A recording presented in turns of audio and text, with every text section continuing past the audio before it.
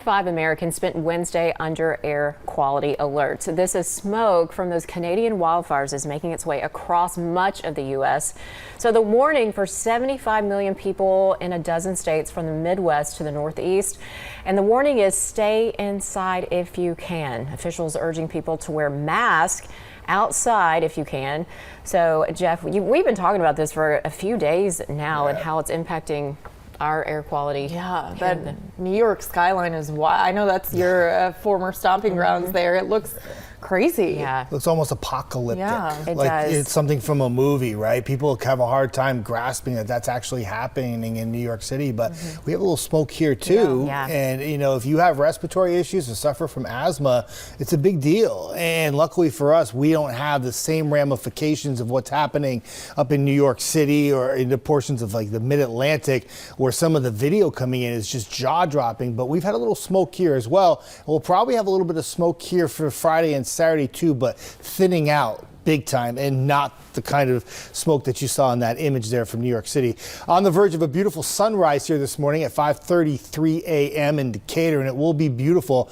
Temperatures in the 60s. We had a little shower activity for the morning this morning, but this frontal boundary that's moving through the area that I'm going to show you on the satellite and radar, most of the rain has stayed east, so all that's going to happen for us is just get through a little cloud cover this morning. Watch the humidity drop in the afternoon when the dew point temperatures get back into the 50s. Temperatures rise, but they don't get all the way up to near 90.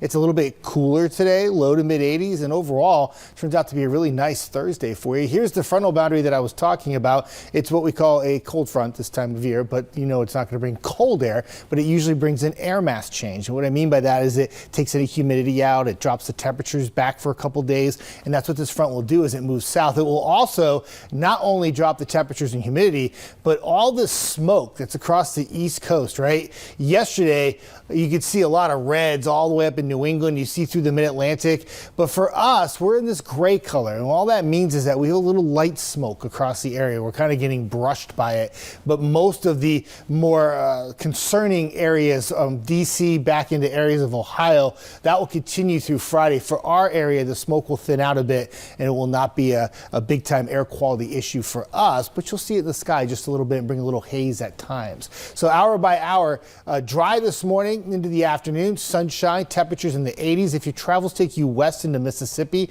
you may run into a few showers, but for our area, it's dry. Into tonight, just a gorgeous night with generally clear conditions. I think a lot of 60s, but I would not be surprised, especially for areas in Jackson County, DeKalb County, Franklin County. I would not be surprised to see a few upper 50s mixed in when we come into air tomorrow morning.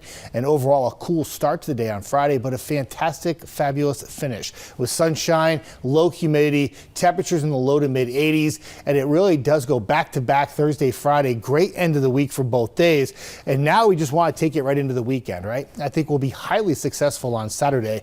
Lots of sunshine, feels good. But look at what happens on Sunday and Monday.